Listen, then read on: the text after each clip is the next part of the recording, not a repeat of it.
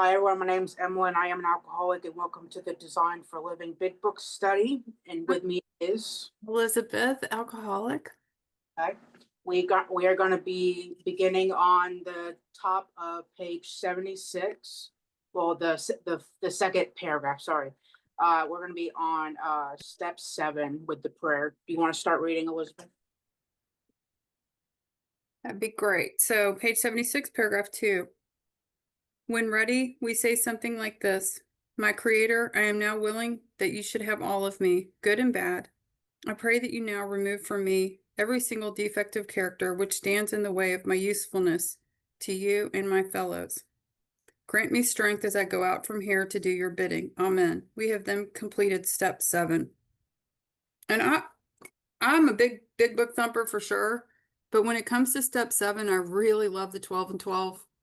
It really goes into what's needed for me to get to that place where it just kind of reemphasizes, the whole time we've been talking about the need for a new life. I need a new life. My old life doesn't work. I've looked at this over and over by now. I'm seeing it in, hopefully in my 4 and 5 and 6, I'm seeing like it's not other people. I can't focus on other people as being the problem. I have to look at my choices, my behavior, all the things that I do to keep me blocked from a spiritual experience. And step 7, I've been at this a long time. I've done a lot of self-help. I've done a lot of therapy. I've read a lot of books.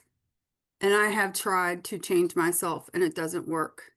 When I plow headfirst into what I think my problems are and what I think needs to change, it doesn't work and it keeps me focused on self, which doesn't make me useful to other people.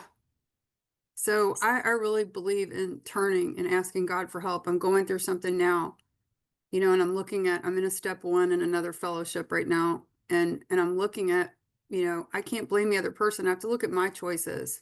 The truth was always there, but I ignored it. Why did I do that? Why did I continue to make choices that put me in a position to be harmed? Is what I need to look at about myself. And I need to turn to God and ask God for help because I don't know the way out of this behavior personally.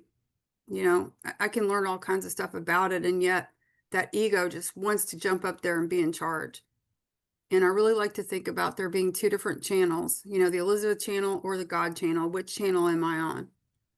And if I'm on the God channel, that one's like a lot quieter. It has a lot more, I have to wait for God to answer me about something, and then I look at what I'm doing right now. I can just stay in the moment. And they always say God is in the moment. God isn't in the past or the future. And so when I do that and I just stay right sized and I worry only about what's in front of me right now. What's the next thing that I'm supposed to do? And I don't worry about the rest. And it keeps me, it's so throughout the book, right? It's everywhere. And I like where it says good and bad. Take all of me, good and bad, because I am a perfectionist. I heard a speaker over the weekend say, when my level is set at perfection, then I always fail. I'm always going to fail. And I don't like to think that I'm beating myself up, but I do. When I'm really honest, I see it. I'm beating myself up for not being this perfect. Oh, I'm not further along than I think, I'm not as far along as I want to be, and frustrated that I'm, like the only reason I'm okay with being in step 1 in this other program is because I understand how important it is to be thorough and really see the truth. I know how important that is, so I'm willing to do that, you know. But would I like to be past that part? Yeah, I would. So I just love that, it's not up to me to determine what's good or bad. I have the defect of pride, but pride has often made me do things that I was supposed to do anyway, or that's good for me anyway, because I think you're going to judge me if I don't do it that way. So sometimes it has a good outcome, and that's why it's important for me not to decide what defect needs to go or not go. I tend to champion people and speak up for those that are not able to speak up for themselves. And sometimes that means I get myself into situations that really aren't my business, but the outcome is good because it helped somebody. It's like, so I don't get to decide. I try to do my best. I try to live these principles the best I can. I get feedback from other people, the people that are God with skin on a lot of times for me. you know, and I pray and ask God for the answers. And my favorite thing about anything is when in doubt, don't. Just wait. If you're not sure what to do, just don't do anything, which, you know, is hard for me sometimes. But I've learned like to find peace in that, you know, and just hang back and let God run the show. I don't have to run that show, whatever it is.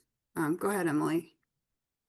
Yeah, this step for me was just very challenging just because I wanted to keep all my character defects. You know, I was very comfortable in dealing with like sloth and procrastination and all these things. So for me, I had to get on my knees daily, um to ask him to like let me be willing to like get rid of these things because I wanted to be useful to other people, but I was unwilling to give my character defects to him because I was very comfortable and I was okay with that. But to the point where it was like my second year of sobriety, where I needed to be willing to give it away to in order to help other people, and show them that that it is possible, that it's not about me, because it is not about me. It's in the first step, my unmanageability and my powerlessness. I am 100% powerless over everything in my life, and it wasn't until I completely gave everything to him that it was possible that he was able to help me, because I'm wanting to cling on to these things that make me comfortable and not wanting to step out of my comfort zone, like. And for me is another thing is like vulnerability, like being able to open up to like other alcoholics, not just my sponsor and God, like of what things I'm struggling with, whether it's procrastination or sloth or jealousy or any of that. Like, I had to get down to causes and conditions and get out of myself. It's also, it's humility, just being willing and able to accept it and, be aware of it. Um, that's all I have for that. Go ahead, Elizabeth. Wait, you also, I forgot something. You know, I'm recognizing some defects of character that I hate having. I mean, I called my sponsor yesterday. I was in so much rage and anger about everything that's going on, and I just started crying. I don't want to feel this way. And I know that's not really the issue. It's really I'm sad and I'm hurt, and I don't like to be in sad and hurt. I like, you know, but I don't enjoy rage used to protect me. Anger used to make me feel strong so I wouldn't feel vulnerable, you know, and but I didn't even want to be there anymore. And that's the other thing about defects of character. It's like sometimes I really don't want them anymore. I don't. I'm not enjoying them anymore. They're not giving me anything, and still they're there. And that's where I sometimes just beg and plead with God to take this away. I can't stand this anymore. I hate being judgmental. You know, sometimes I get on Facebook and I see certain things and I'm like, I get all judgmental about it. I don't like how that feels. I don't enjoy it anymore, you know? And it's weird because some of the stuff I used to enjoy, you know? Um, but yeah, it's weird. And yet still I can't just snap my fingers and have it be gone. And I have to trust that God might have a reason, you know, a plan. I mean, my story is no longer my own when I get here. Now it's supposed to help somebody else. So if I continue to do certain things and you know, then I guess I'm an example for somebody else, even though I don't necessarily want to be, you know. You know, you're either an example of who to be or who not to be, and sometimes it's who not to be. You know? Oh, crap. Oh well. That's it. Do you want to read? Yeah, absolutely. We are in the middle of page 76. Now we need more action, without which we find that faith without works is dead. Let's look at steps 8 and 9. We have listed all persons we had harmed and to whom we are willing to make amends. We made it when we took inventory. We subjected ourselves to drastic self-appraisal.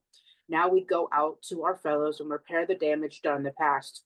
We attempt to sweep away the debris which has accumulated out of our effort to live on self-will and run the show ourselves.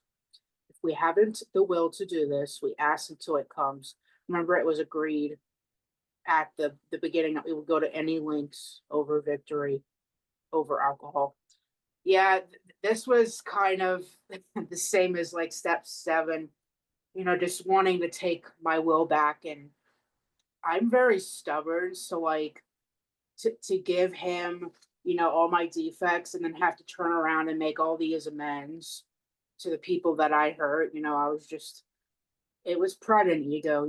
I wasn't willing, but for me, what it was, the turning point was, I was so tired of like living in my will and, being miserable, until the point of like, okay, God, you, you can have it all. Like, I'm done. I was worn out. And, um, making the amends and the harms that I did to these people, actually wasn't as bad as I thought it was going to be at first, because I was a little nervous, but like, it just felt so much better, to admit that I was wrong and I did these things to people. And usually my amends go very well. And then sometimes I have some that are just like, I don't want to hear it, but, I'm very willing today to still make amends to this day. There's only two amends that I have not made, and that's just because they're not willing to hear it. But all the other amends I have made, they're just like, keep going, stay sober. I just make a living amends to them. I try to be present and, help them the best I can, and, um, all that. So I think it's definitely important to, make the amends, because you don't want to keep like the dirt under the rug and cause even more harm. And, just ask God to be willing. I wasn't willing at first, but, it wasn't until He showed me the desperation and reminded me that, if I don't, I, might hold on to more stuff, and that's resentment. And then if I get very resentful and I'm not close to God, then I may go back out and drink again. That was the most important thing for me, and to realize that that was very important. And again, just reminding that, I have sponsees, and showing them that it's very important to be useful and to be willing and to keep, the progress in motion. Like, it is an action program. It's not just we procrastinate and we just let it go. Steps 4 through 9 are steps of action. So we continue to do this on a daily, whether or not we want to or not. But, it's our very lives that depend on it. So I think it's, very important. That's all I have. Go ahead. I like how it says we need more action. Because I can't, this is not, we're not supposed to be doing the steps for years and like hanging out in each step forever and ever. And because I'm not useful if I'm stuck there. I always tell people like the purpose of working the steps is so that you can go help somebody else work the steps. Like you need to get through them. Let's get you through them. So you can go live this way of life and you're not like stuck in this, like writing a novel about yourself. Like that's you're gonna learn more later, like let's just get through some of this stuff. Like you can start living this instead of because being a perfectionist, you don't want to do the perfect four step and the perfect everything had to be uh um anyway, so I like that and the faith without works is dead again emphasized. um, and my one sentence in here, I get confused about this, and I would love to hear anybody else's feedback about it too when we get to that part. It says we made it when we took inventory. And I wonder about this, because, it says the debris accumulated out of my effort to live on self-will and run the show ourselves. And I have to watch out for there's a statement in step 10 that says, and we turn our thoughts to people we can help. And I got to watch out for the word help for myself because I'm a caretaker rescuer type. So I'm going to help you even though you didn't ask. I'm going to get into your stuff and do all this stuff and um, play out this role. And so what I try to do is think about the other person and what's important to them. So so the two things about that statement, we made the list when we wrote inventory. I do think there are genuinely people on the list that I haven't harmed, but this was also written when these were low bottom drunks. I mean, everyone around them was so affected by their alcoholism that they probably did harm every single person around them. You know, I think today that I personally think that not necessarily everyone on our resentment list is someone that we have harmed. Um, And then I also think that there are people on the list that aren't on our resentment list, because I know I've hurt people that I don't have a resentment against at all, you know? So I kind of just wonder about the current validity of that statement being 100%. And you know, this isn't a perfect, the big book isn't perfect, right? There are some things and we can look at and just wonder, like I wonder about that. And maybe Rob has something to say about it. But when I think about like what's important to another person, you know, even being like a caretaker, maybe I took away from them the opportunity to experience something that they could have done, you know, and I was playing God in their life. I can look at that, and maybe they didn't even know that I would consider it something harmful now. They may not even realize it, you know.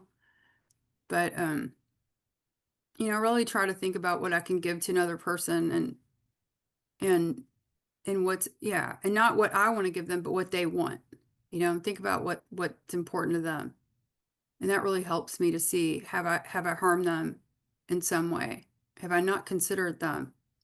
You know, and they're gonna, 'cause now they're gonna, yeah, I'll start reading. You want me to read? Yeah, of course. Yeah. Very bottom of paragraph. And yeah, and that, you know, remember it was agreed at the beginning we would go to any lengths for victory over alcohol. And I remember one time when my Al-Anon sponsor told me to go apologize to my husband, even though I thought that he was at fault. She wanted me to do it first.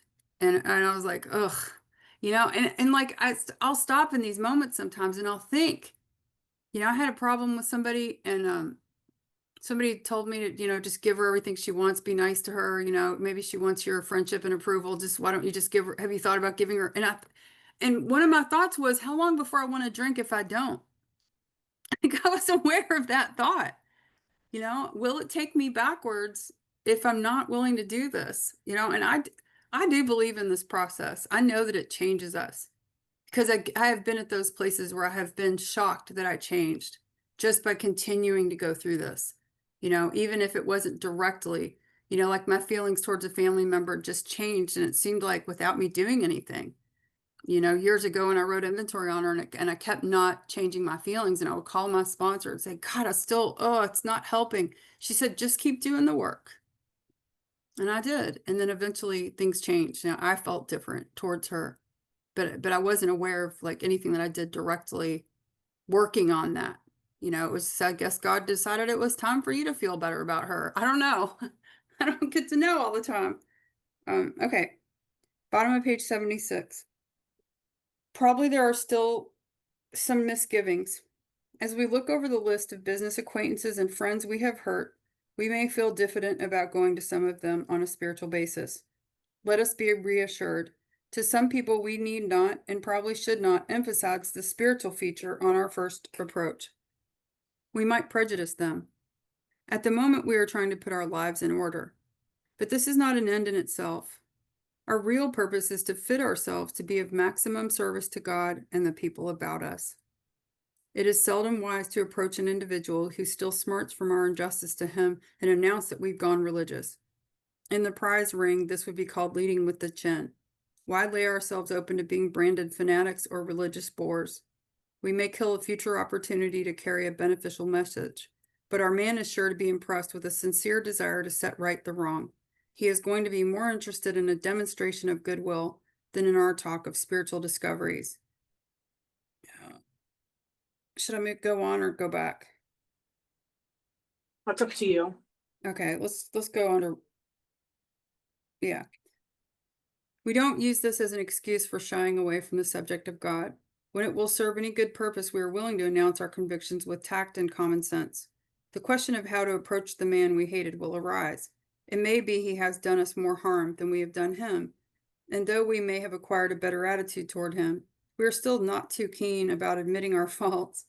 Nevertheless, with a person we dislike, we take the bit in our teeth. It is harder to go to an enemy than to a friend, but we find it much more beneficial to us.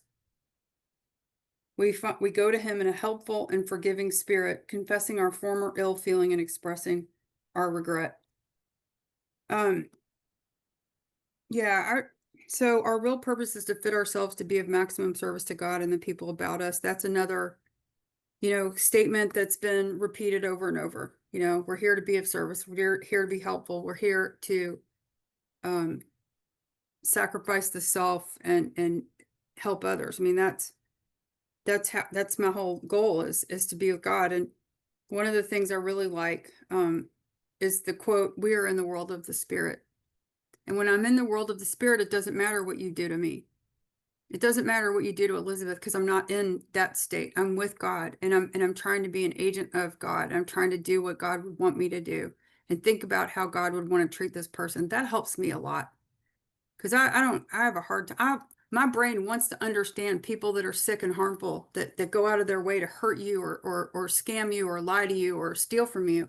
I want to understand them as a way to control how I feel about being betrayed. It's like really twisted that I can get way into this thing and I'm never going to understand it. I don't understand those people. I don't get it. But if I'm with God, I can just treat them. God has a plan for all that stuff. I can trust that God has a plan for all that stuff. I don't learn through, I only learn through pain. And there's things happening in my life right now. I mean, we're being recorded, so I'm not going into it, but you know, it's funny. It's like when you need to get a message from the universe and it just hits you over the head with it over and over and over to make sure you're getting it this time. You know, I'm going to make sure you're going to get this message this time. I can hate it, but be grateful for it at the same time because I see that it's guiding me and leading me somewhere and molding me to be a certain, person. And but I hate it too.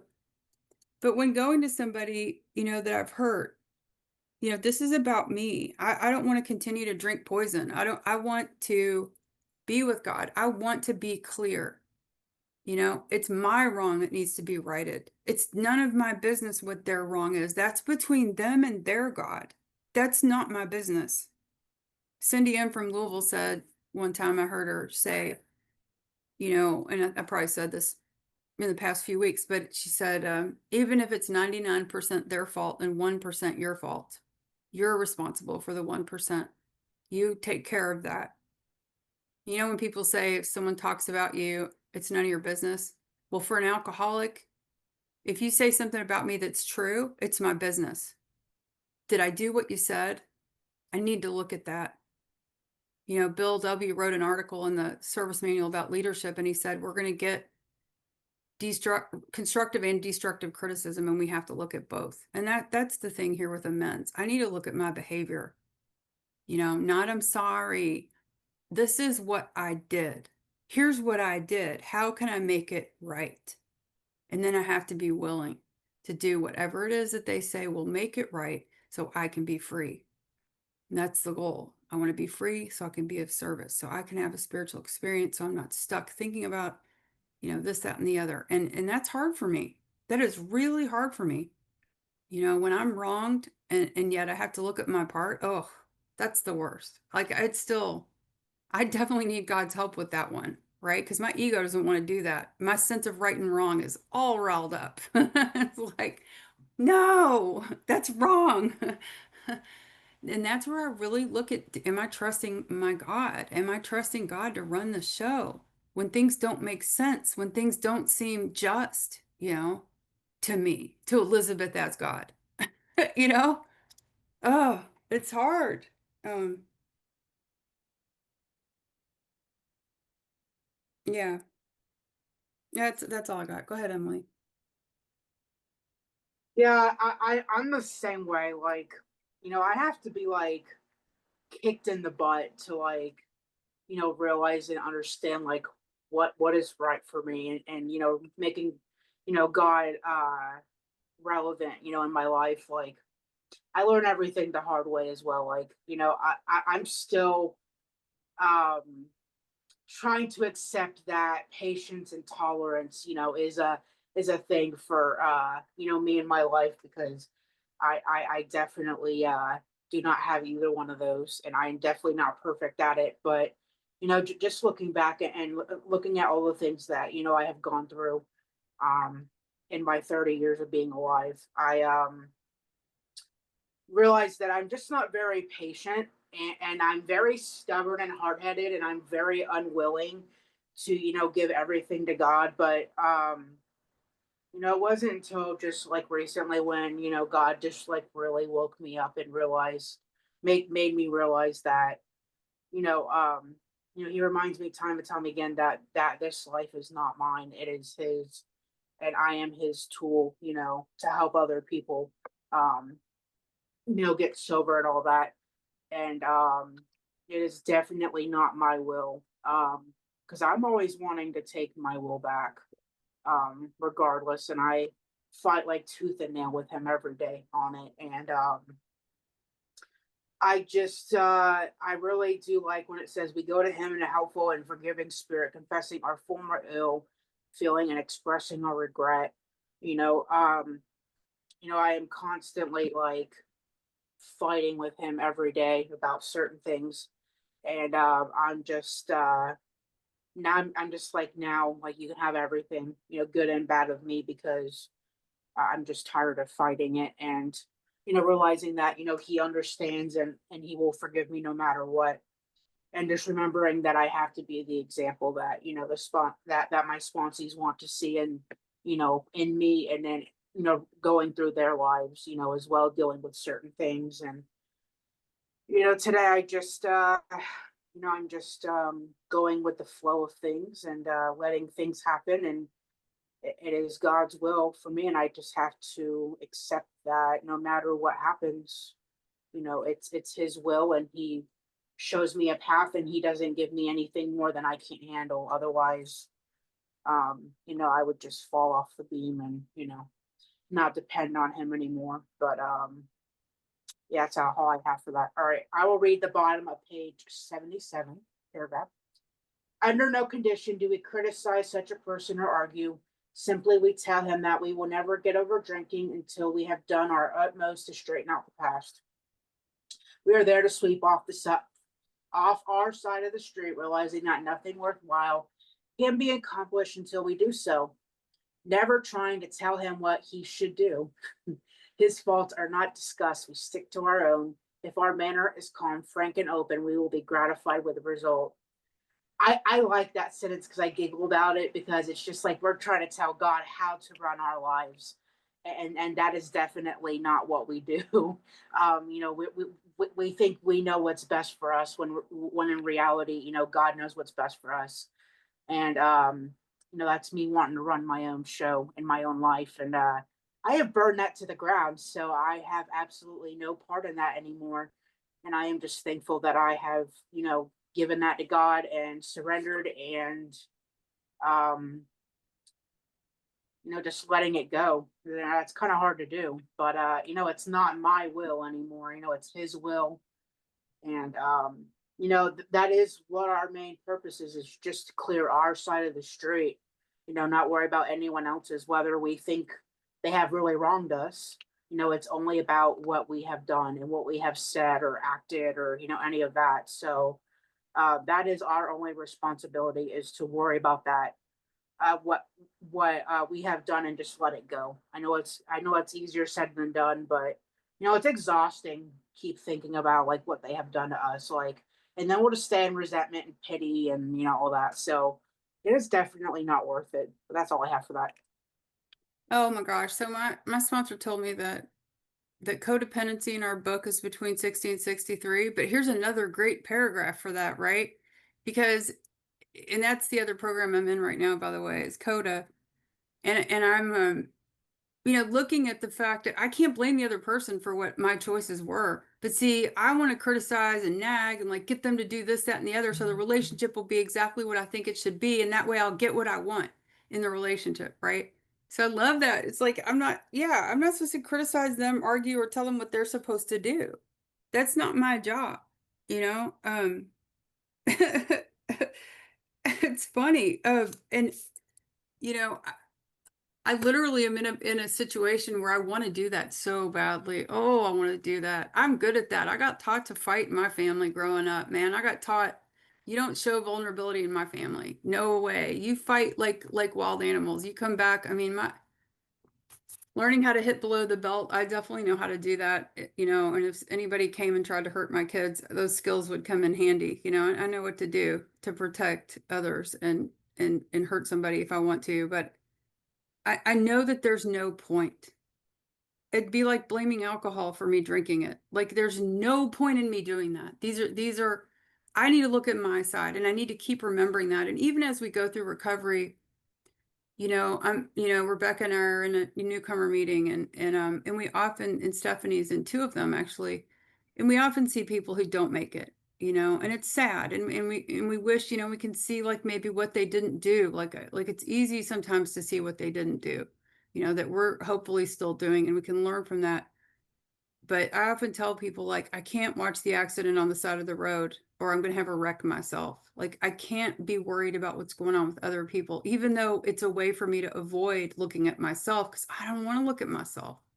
Page 25, almost none of us liked the self-searching, the leveling of our pride, the confession of shortcomings, right? I still don't like it. I don't want to do that. But I know there is absolutely nothing valuable in continuing to be a victim to another person. I know there's no point. I'm facing that again in my life today. Because I, yeah, because I saw the truth and I kept putting myself in a position to be harmed over and over. Didn't even consider, yeah, it's just so funny what I'm waking up to now with some things and my choices and yeah, all of it. So, but of course here we're it just keeps emphasizing to look at yourself, and it literally doesn't matter how much the other person did because I participated in something with them. Right now in our country in America, it's like a fight who can yell the loudest. There's so much division and it's so much toxic. It's just bad. And I know for me as an alcoholic, there is no point in me engaging in that. I do what I can. I take the actions that I can to hopefully provide some kind of something positive in the world. I try to heal the people that come to me for help. I try to do what I can there. But there's no point in me engaging in some kind of fight with somebody else about what they ought to be doing or not doing. It's just all it's going to do is take away any positive brain chemistry that I have for the day. It's just going to wipe it out. So, I got off the phone with somebody a little while ago who, wanted to talk about, the wrongness of other people. And it's like, literally nothing's like, if you want to be depressed and angry today, like keep doing that. But like, what's the point of that? There's no point. Let me see. Yeah. So I just got to stick to my, and it's funny, I know people that don't even know they're codependent. You ask them how they are and they tell you how other people are, you know, you can see it. Um, and sometimes the 4-step helps with that too. Going through and looking at like self-esteem is about me and the columns that are about us. Really looking. And I help kind of gear people. We're not supposed to be talking about other people in those later columns. We're talking about how our effect and ourselves and it really, I think it wakes some people up to, wow, I've never really looked at myself. I've walked through the world always acting like a victim to other people. I've never looked at my part before. I've never looked at how I sign up for these things. You know, um, I used to be an advice columnist for this website, and one of the most common questions we got was, I'm in a bad relationship. Should I leave? And in every case, they missed the early red flags, right? We have a chance for redemption here in Alcoholics Anonymous. We have a chance to change.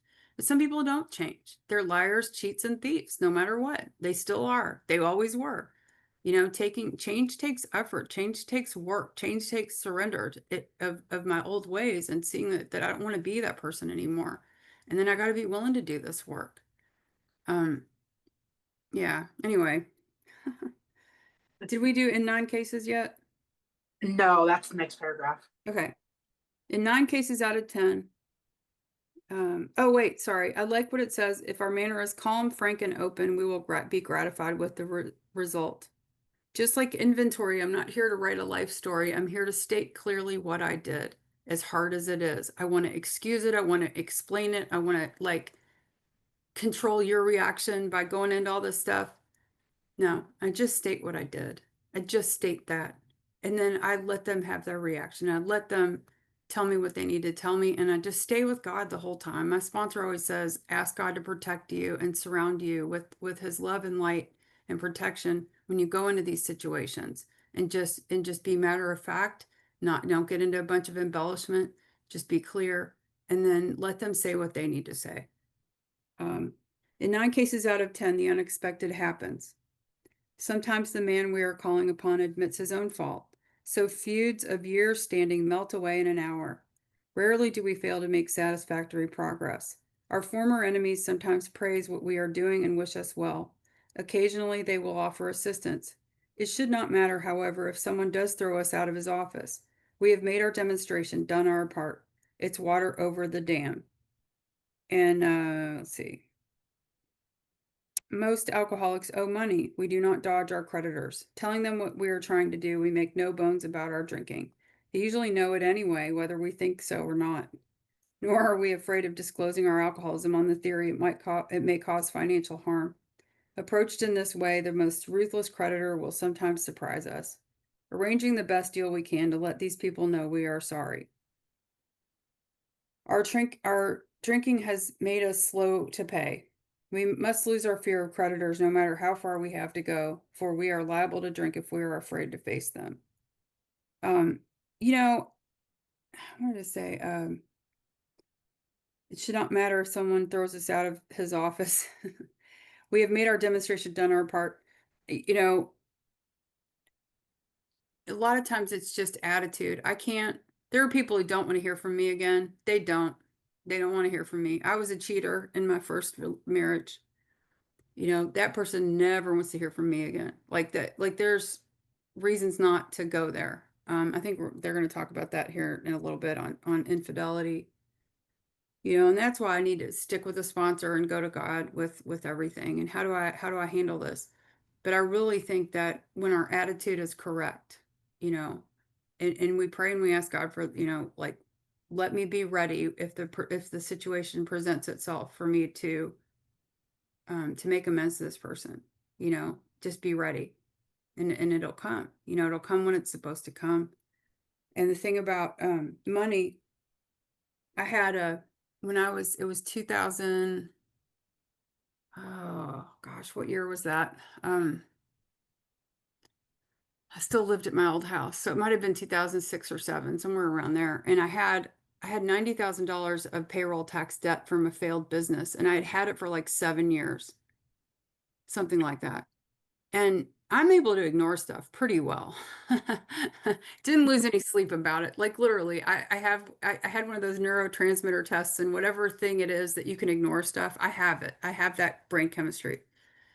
So, but you know, I was working with my sponsor at the time, and I wanted to clear this up, you know, so it wouldn't affect me in the future. So I made some attempts to do that, and I finally, I was having trouble finding like an accountant that would help me. And so I finally went to my dad and I said, can you help me find an accountant to do something about this?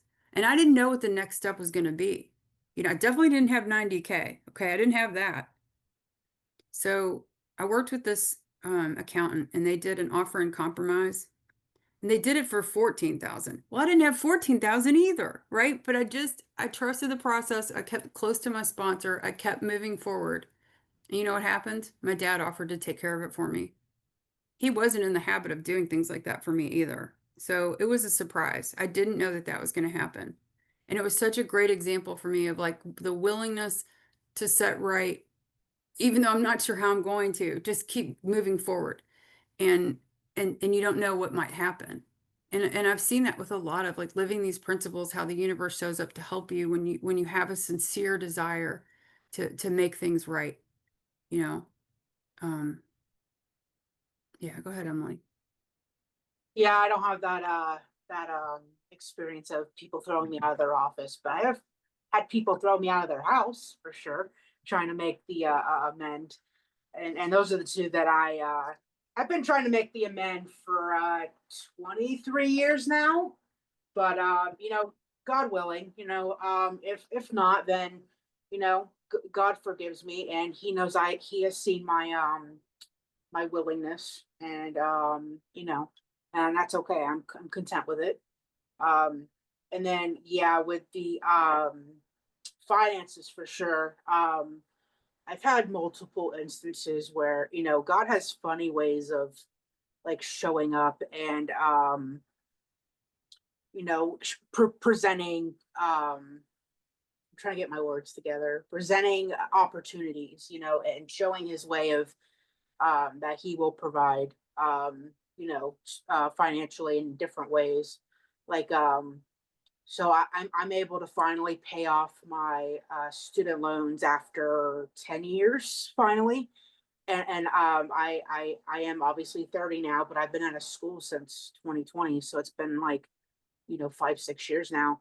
And, you know, even though I went through a lawsuit through a firm because I got injured on workers' comp, but I was able to get some settlement money finally, and it deposited in my account this morning, and I was actually able to make a really good payment on my student loans. And God has mysterious ways of showing up and being able to pay off debts and stuff. Like my car's paid off, my student loans will be paid off, my medical bills are paid off. Like I've been working on building my credit back again. Just God has ways of showing that he can provide financially. Um and I just don't expect it, but it's just like doing his deeds and relying and depending on God. He will definitely provide financially in ways that we just never expect. And it's the kind of the same way that Elizabeth just said with her dad. Like, if we do our deeds and we do good and we put toward the effort, God works in mysterious ways, and he does provide. Like he has shown that time and time again for me. Like, as long as I just give it my all and I try, he has his ways of showing up for me, and he will take care of me no matter what. Like he is everything in my life now. Like, he helps me with jobs. He's helped me with repairing other relationships, all that stuff. So it's definitely worth, going through the journey, even though it's painful, and we're very impatient and intolerant and stubborn and hard-headed. I know definitely for myself, I am for sure. But God just works, and it's proof today. And so that's all I have for that. And then we'll stop the recording and we can open it up for shares.